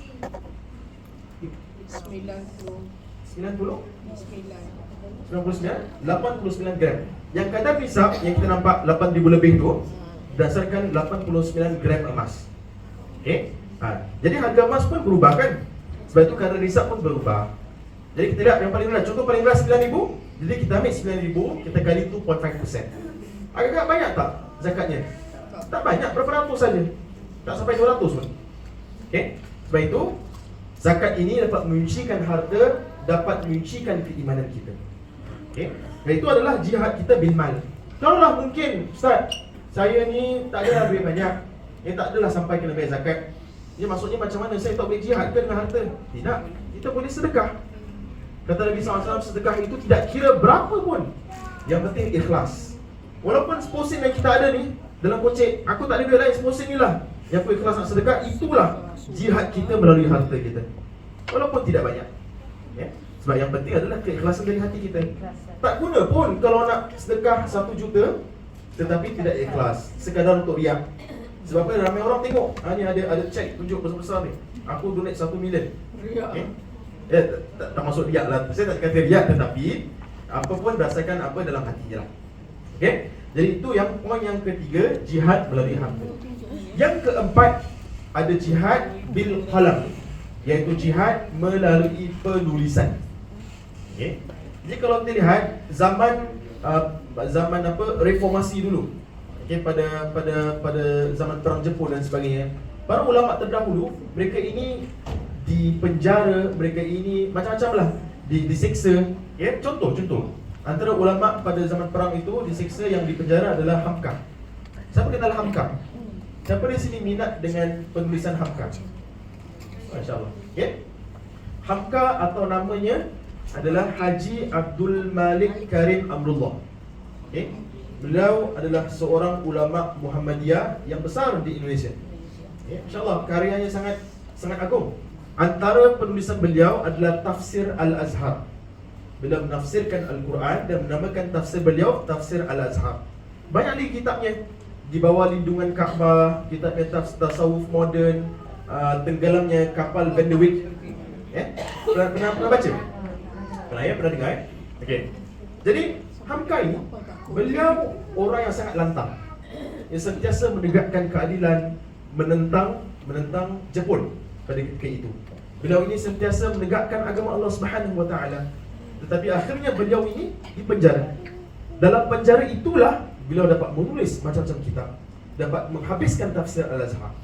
Kata beliau, kalaulah aku tidak dipenjara, maka mustahil, tidak mungkin aku dapat menghabiskan penulisanku. Okay? Jadi itu adalah jihad Hamka, jihad bil qalam, jihad melalui penulisan. Okay? Jadi tapi kita ni kadang salah faham. Untuk kita kadang jihad penulisan itu di Facebook. Okay? Itu bahaya. Sebab sekarang semua dah dapat platform untuk kita orang mendengar penulisan kita, betul? Kita tulis ni, kita post sebab kita nak orang nampak. Betul tak? Mungkin betul, mungkin salah, tapi mungkin ada dalam sudut hati kita lah. Yang mungkin kita post kenikmatan kita pergi holiday, jadi orang nampak, oh aku ni tengah enjoy. Okay? Mungkin dalam sudut hati kita tu adalah. Okay? Walaupun mungkin sedikit. Okay? Cuma masalahnya adalah tak kala kita salah gunakan platform tersebut. Okay? Kadang bukan kita tulis pun, kita share. Share saja. Tapi macam-macam kita share. Yang betul, yang tak betul semua kita share sekali. Okay? Dah share kat Facebook tu satu, kemudian share pula kat grup WhatsApp. Jadi kadang saya receive banyak teks daripada jemaah-jemaah, ya? Kadang daripada saudara-saudara send, apa benda ni? Panjang lebar. Ya? Contoh, jangan on TV malam ni sebab nanti ada apa? Ada komen akan lalu dekat dunia. Macam-macam lah. Ya? Macam-macam kisah. Jadi sebab itu, jihad penulisan ini adalah usaha menyebarkan ilmu melalui kebenaran, ilmu yang baik. Okey? Dan juga menyebarkan informasi yang bermanfaat. Itu jihad bil qalam. Dan itu orang kadang-kadang suka menulis puisi dan sebagainya. Yang puisi itu ada makna di sebaliknya. Okey? Contoh, puisi yang ditulis oleh atuk saya. Okey? Apa puisinya? Kepadamu kekasih, aku berserah, kerana ku tahu kau lebih mengerti apa yang kurang. Okey. Poinnya di situ adalah melalui penulisan puisi tersebut adalah puisi keagamaan, puisi ketuhanan. Kepadamu kekasih, bukan kekasih gelap ataupun kekasih hati kita, tapi kasih kita adalah Allah Subhanahu wa taala. Aku berserah kepada Allah Subhanahu wa taala. Ya. Jadi penulisnya ialah Yunus Asah. Ya, atuk saya, ni anaknya ada di sini. Berbaju biru. Okey. Baik. Kemudian selain daripada jihad melalui penulisan, kita ada jihad bil qatal. Okey. Jihad bil qatal bermaksud jihad melalui peperangan. Itu akhir sekali. Okey, akhir sekali kita dah bincang jihad macam-macam punya jihad. Last sekali baru peperangan. Okey, jadi jihad peperangan tu telah kita bincangkan, yang ada adabnya dan sebagainya. Okey. Kemudian kita lihat ada satu kisah yang menarik sebenarnya. Okey, berkenaan dengan bagaimana peperangan itu boleh berlaku. Okey, dalam Islam sebelum dimulakan satu peperangan itu, dia perlu melalui 3 peringkat. 3 peringkat sebelum jihad fisabilillah, jihad perang itu boleh berlaku. Yang pertama adalah perjanjian, iaitu 3 pilihan untuk memeluk agama Islam. Itu pertama. Okey. Sebelum sampainya perang, pertama perlu dakwah. Dia perlu ajak kepada agama Islam. Okey. Kalau yang pertama tidak berjaya. Okey. Kemudian yang kedua adalah membuat perjanjian. Perjanjian. Okey. Contoh, perjanjian selamat maksudnya, okey, kita tak nak meluk agama Islam. Okey, tapi kita tak nak musuh, kita nak perang dengan agama Islam. Okey. Lepas itu buat perjanjian perdamaian. Itu yang kedua. Yang ketiga, kalau dah cuba dakwah tak jalan, damai pun tak nak, kemudian mereka sendiri nak berperang, baru kita boleh perang. Okay? Itu adalah 3 peringkat untuk peperangan itu berlaku. Jadi bukan semudah-mudah perang. Okay, kau tak nak masuk Islam, okay, perang. Tidak.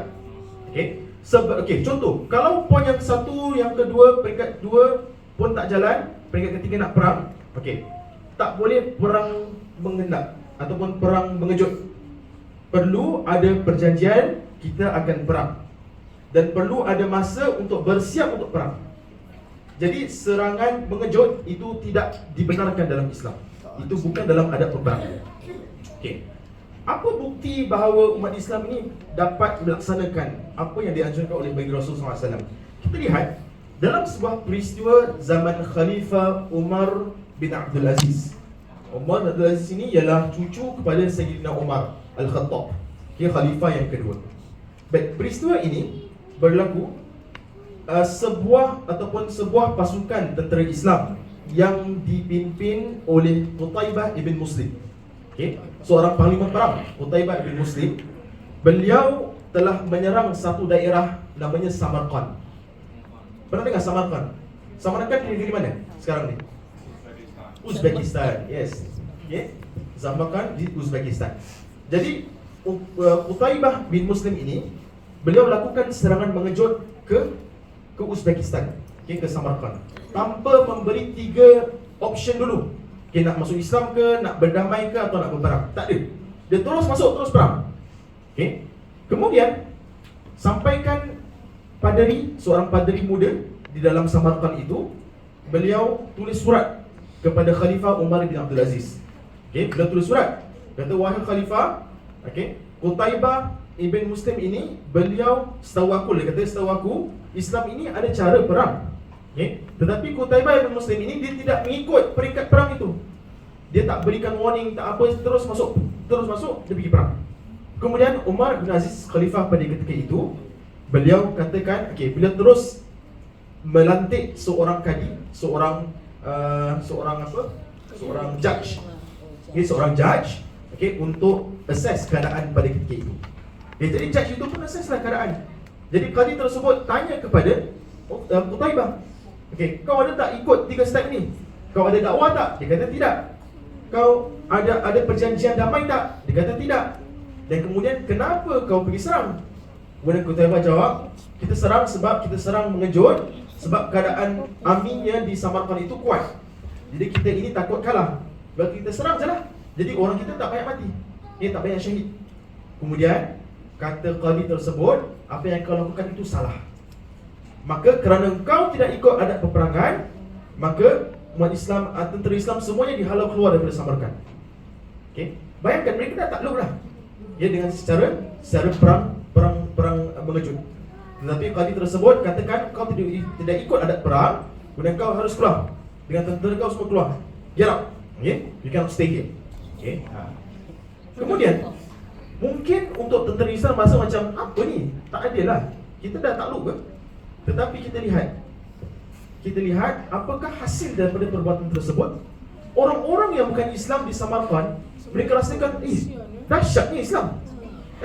Sampai gitu sekali, walaupun mereka dah kuasai kita, oleh kerana mereka tidak ikut adab peperangan, maka mereka dihalau keluar. Dahsyatnya Islam. Oleh kerana itulah ramai yang memeluk agama Islam di Samarkand. Sampailah sekarang Uzbekistan itu negara Islam. Okay? Jadi tengok, dengan mengikut adab peperangan bukan maksud kita ini lemah, tapi menunjukkan kekuatan kita, menunjukkan keimanan kita, yang akhirnya membuat orang untuk masuk Islam tanpa ada perang pun. Itulah yang terjadi di Asia. Bagaimana Islam itu sampai di Singapura, di Nusantara dan sebagainya, itu sekarang melalui trade ataupun melalui perdagangan. Ya, orang-orang daripada Yaman, ya, daripada negara Arab semua datang dagang di Nusantara, kemudian kongsikan tentang Islam, bukan melalui perang pun.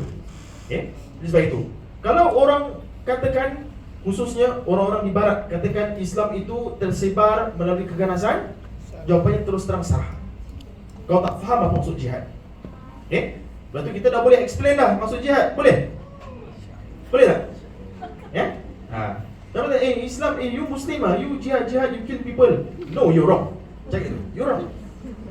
Jihad means explain satu-satu. Explain. Itu maksud, itu jihad kita. Jihad dengan lidah kita. Jihad dengan kita menyebarkan ilmu, menyebarkan pengetahuan kepada orang yang tidak ada pengetahuan tersebut. Okay? Okay. Dah banyak dah saya cakap. Belum habis lagi masa. Okay. Seterusnya, nak sambung tak? Nak sambung tak? Ke ada soalan? Kalau soalan, tahu-tahu apa jawapan saya? Pandai. Okay. Baik, kita sambung sikit lah bab yang kedua, insyaAllah. Silakan Ustaz Hamdan. Subhanallah, tidak boleh jika sekiranya kita dituntut untuk bersikap adil dalam berhadapan dengan pihak yang pernah menindas dan menzalimi kita. Namun, tuntutan untuk memberi layanan yang baik kepada mereka yang memusuhi ini adalah satu perkara yang amat berat untuk dilakukan atau susah untuk dibayangkan. Tetapi hairannya baginda tercinta Rasulullah SAW dapat menunjukkan ia sebenarnya boleh dilakukan. Sebelum kita lihat akan perkara ini, elok juga kita perhatikan dahulu sebuah hadis Nabi SAW dengan artinya 3 perkara jika terdapat pada seorang Muslim, Allah akan menghisapnya, menghitung amalannya di akhirat dengan mudah dan memasukkannya ke dalam syurga dengan rahmatnya. Ada sahabat bertanya, apakah perkara itu wahai Rasulullah? Baginda menjawab, hendaklah kamu memberi kepada mereka yang mengharamkan bakhil terhadap kamu. Kedua, kamu menyambungkan silaturahim kepada mereka yang memutuskan hubungan dengan kamu. Ketiga, memaafkan mereka yang membuat zalim kepada kamu. Jika kamu dapat lakukan perkara ini semua, maka kamu akan masuk surga. Perhatikan sekali lagi hadis tadi, memberi kepada yang bakhil terhadap kamu, menyambungkan silaturahim kepada yang memutuskan kamu, memaafkan orang yang berbuat zalim kepada kamu. Mampukah anda melakukannya? Mungkin ada di kalangan kita yang beranggapan bahawa tuntutan hadis tadi hanyalah terbatas kepada sesama umat Islam sahaja, kerana ia adalah perkara yang amat susah untuk dilaksanakan.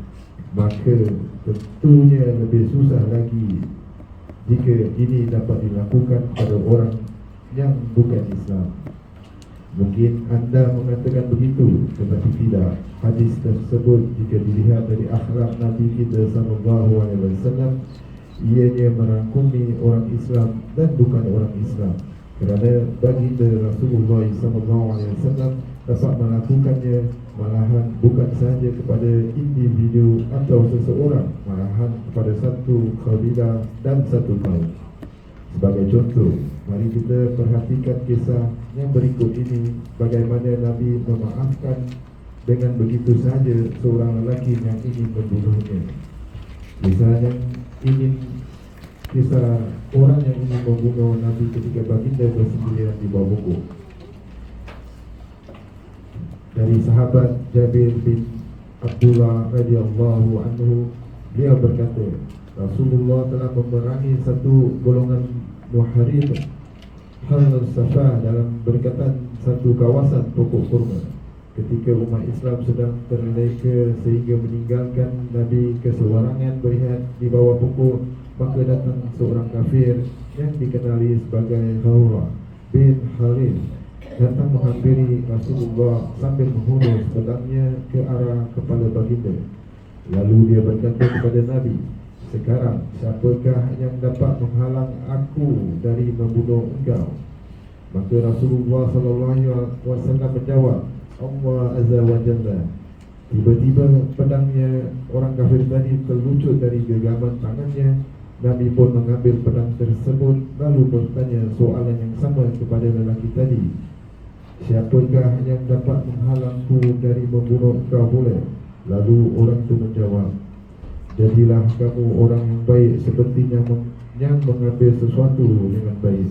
Setelah itu baginda bertanya kepada lelaki yang ingin membunuhnya tadi, adakah engkau menjadi saksi bahawa tiada Tuhan melainkan Allah? Lelaki itu menjawab, tidak, tetapi aku berjanji tidak akan membunuh engkau dan aku juga tidak akan menyertai kumpulan yang memerangi engkau. Lalu baginda pun membebaskannya. Kemudian lelaki kafir tadi kembali kepada sahabat-sahabatnya dan dia berkata kepada mereka, sesungguhnya aku telah kembali daripada bertemu dengan sebaik-baiknya manusia. Perhatikan para pembaca sekalian, walaupun kuasa dan kekuatan ketika itu berpindah kepada Nabi SAW, tetapi perasaan untuk membalas dendam atau dengki dan kejam tidak ada pada hati baginda. Hanya yang baginda inginkan pada orang kafir itu ialah agar beliau memeluk Islam. Tetapi lelaki ini enggan, hanya berjanji tidak akan memerangi Nabi. Setelah itu baginda menerima janjinya itu dengan mudah sahaja dan memaafkannya, malahan melepaskannya begitu saja.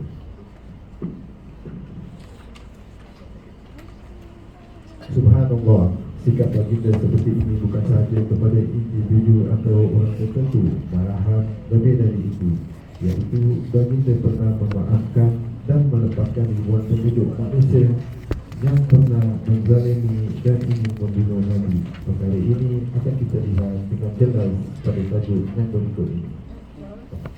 Okay, baik. Alhamdulillah, terima kasih Ustaz Hamdan. Okay, baik. Saya rasa bab ini ada sedikit sambungan lah daripada apa telah kita cakap tadi.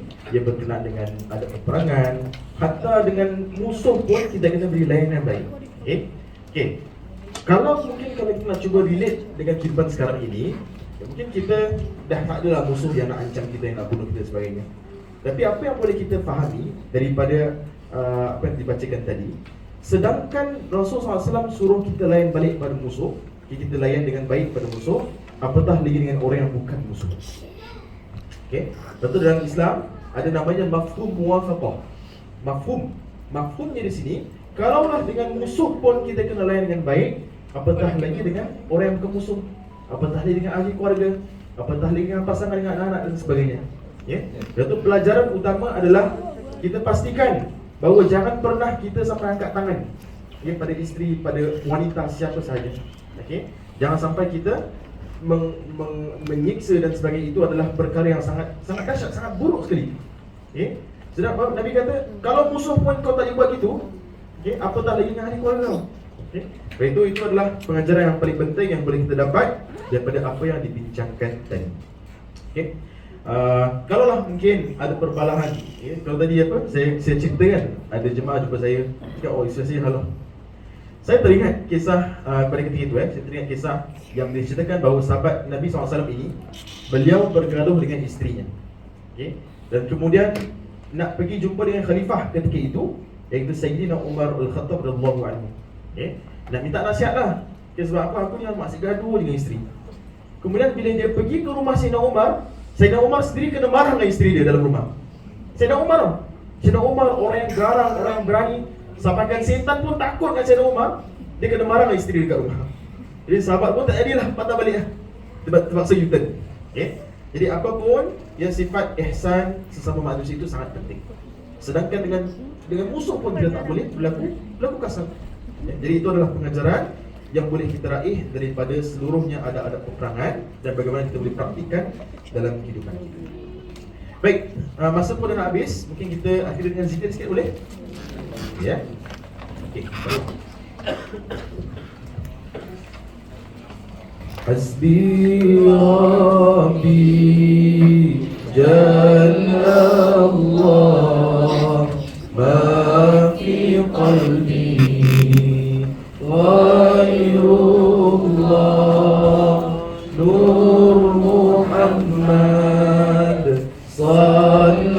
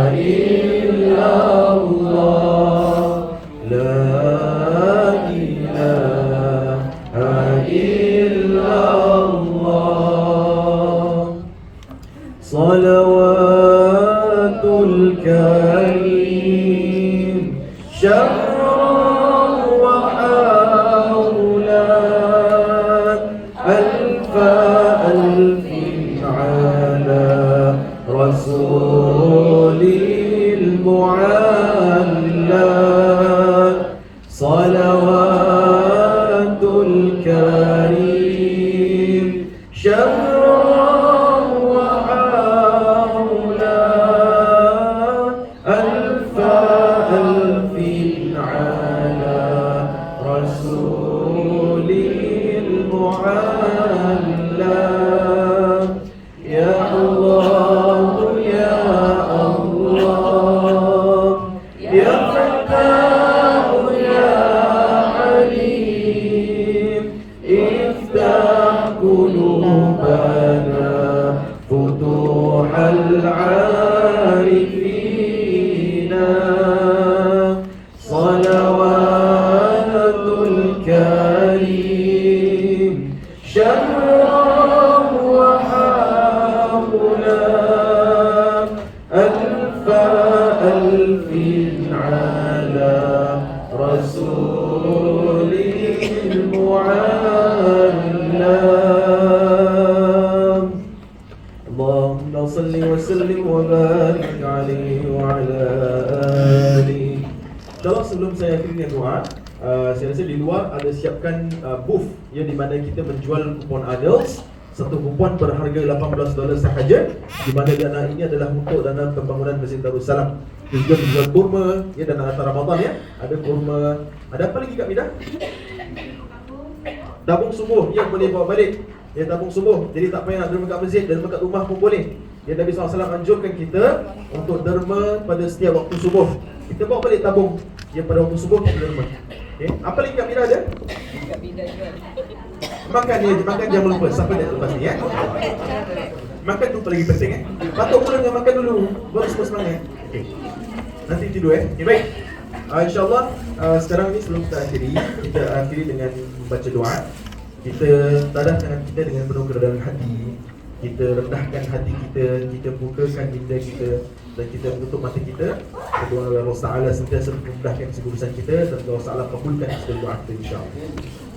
أعوذ بالله من الشيطان الرجيم بسم الله الرحمن الرحيم الحمد لله رب العالمين والصلاة والسلام على أشرف الأنبياء والمرسلين سيدنا محمد وعلى آله وصحبه أجمعين اللهم اجعلنا هذا جمعا مرحوما فرقا من بعد تفرقا معصوما ولا تجعل فينا ولا بيننا شقيا ولا محروما اللهم لا تدع لنا في مقامنا هذا ذنبا إلا غفرته ولا هما إلا فرجته ولا مريضا إلا شفيته ولا جاهلا إلا علمته ولا عيبا إلا سترته ولا ميتا إلا رحمته ولا حاجة من حواجتنا ولا آخرة إلا قريتها وصرتها يا رب العالمين اللهم ربنا اللهم يا الله Ya Allah yang maha pengampun, kami datang kepadamu dengan hati yang penuh penyesalan atas dosa kami ya Allah.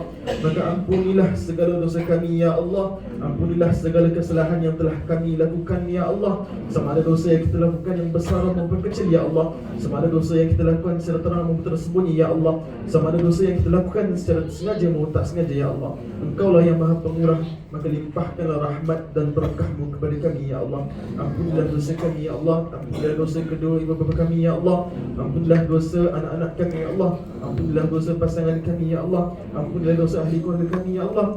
Ampunilah dosa sahabat handai kami dan saudara mara kami ya Allah, dan sekalian kaum muslimin amin ya rabbal alamin.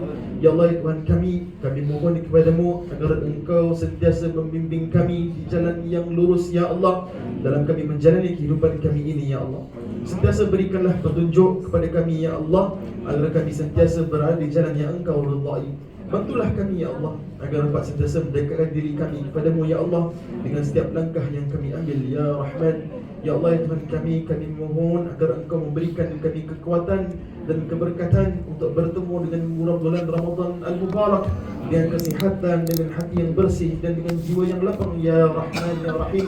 Ya Allah Tuhan kami, berikanlah keselamatan buat kami ya Allah. Berikanlah keselamatan buat negara kami ya Allah. Berikanlah keselamatan khusus kepada saudara kami yang berada di Gaza Palestin ya Allah, yang sedang mengalami penderitaan dan kesulitan ya Allah. Lindungilah mereka ya Allah dari segala bentuk kezaliman ya Allah dan kejahatan. Berikanlah mereka kekuatan dan keberanian untuk menghadapi cubaan yang mereka mengalami ini ya Allah ya Rahman ya Rahim. Kabulkanlah doa kami ya Allah. Terimalah segala hajat kami ya Allah. Terimalah segala amal ibadah telah kami lakukan ya Allah. Berkatilah hidup kami ya Allah. Hidupkanlah kami dan matikan kami dalam keadaan orang-orang beriman kepadamu ya Rahman ya Rahim ya Rabbal Alamin. Rabbana taqabbal du'a, Rabbana taqabbal du'a, Rabbana taqabbal du'a, Rabbana ighfir lana dhunubana wa liwalidina warhamhum kama rabbawna shighara. Rabbana atina fid dunya hasanah wa fil akhirati hasanah wa وقنا عذاب النار وقنا عذاب النار وقنا عذاب النار ودخلنا الجنة مع الأبرار يا عزيز يا غفار يا رب العالمين. اللهم بارك لنا في شعبان وبلغنا رمضان. اللهم بارك لنا في شعبان وبلغنا رمضان. اللهم بارك لنا في شعبان وبلغنا رمضان. وصلى الله على سيدنا محمد وعلى آله وصحبه وسلم والحمد لله رب العالمين. سبحانك اللهم وبحمدك أشهد أن لا إله إلا أنت أستغفرك وأتوب إليك. بسم الله الرحمن الرحيم. والعصر إن الإنسان لفي خسر إلا الذين آمنوا وعملوا الصالحات وتواصوا بالحق وتواصوا بالصبر. Terima kasih pada jemaah atas sudi mendengar ceramah saya agar insya-Allah perkongsian ini perkongsian bermanfaat dan khusus buat pengumuman buat jemaah deaf kita bahawa minggu depan tidak ada interpreter kerana mereka tidak available. Ya. Jadi mohon maaf atas kekurangan ini dan saya mohon maaf juga pada semua atas segala kekurangan saya sekiranya baik datang dari Allah SWT sekurang dari diri saya sendiri. Kalau ada semua di ladang boleh saya menumpang mandi. Kalau ada umur yang panjang boleh kita berjumpa lagi. Ya. InsyaAllah minggu depan ya. Nampaknya saya kena ganti puasa suruh jadi saya kena buat. Okay. Aku lupa lihat wa astaghfirullahaladzim wa lakum. Wassalamualaikum warahmatullahi wabarakatuh.